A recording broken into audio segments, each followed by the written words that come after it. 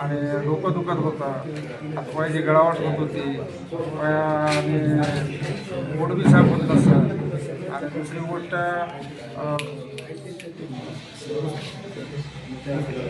गोष्ट गळावटपणा भरपूर यायचं, डोकं दुखायचं, डोळे दुखायचे आणि बऱ्याच अशा युरिन जास्त जायचं म्हणजे पेशाब बार बार यायची.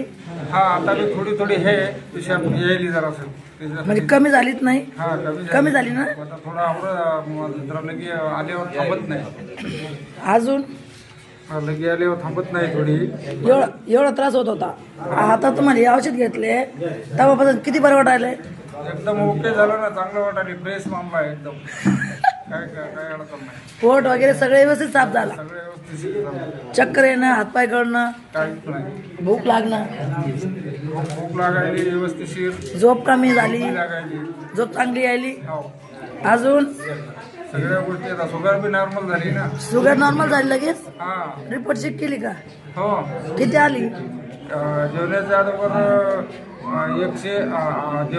88 आली आणि जेवल्यानंतर 144 आली. आता पहिले किती होती?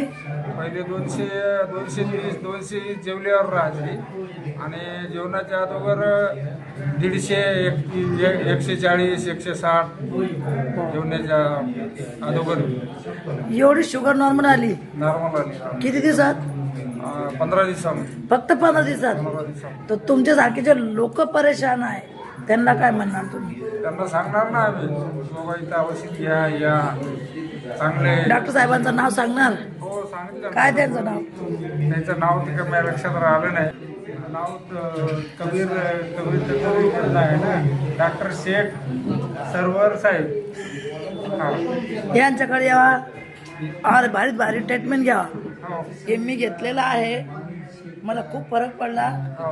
काय म्हणणार? हो, आम्हाला खूप फरक पडला, शुगर नॉर्मल झाली, तुम्ही बी औषध घ्या असं त्यांना. आणि मोरल्या शनिवारी 1 लोक येणार. अच्छा. म्हणजे कारण मी माझ्यावर भरोसा करतात, लोक जास्त दुसऱ्यावर भरोसा करत नाही. फक्त आमचं म्हणणं एकच होतं की डॉक्टर साहेबाला विचारायचं बाबा हे किती दिवस.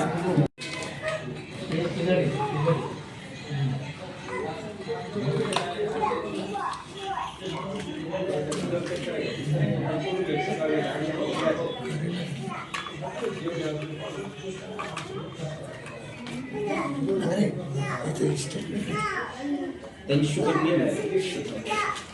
घेता का?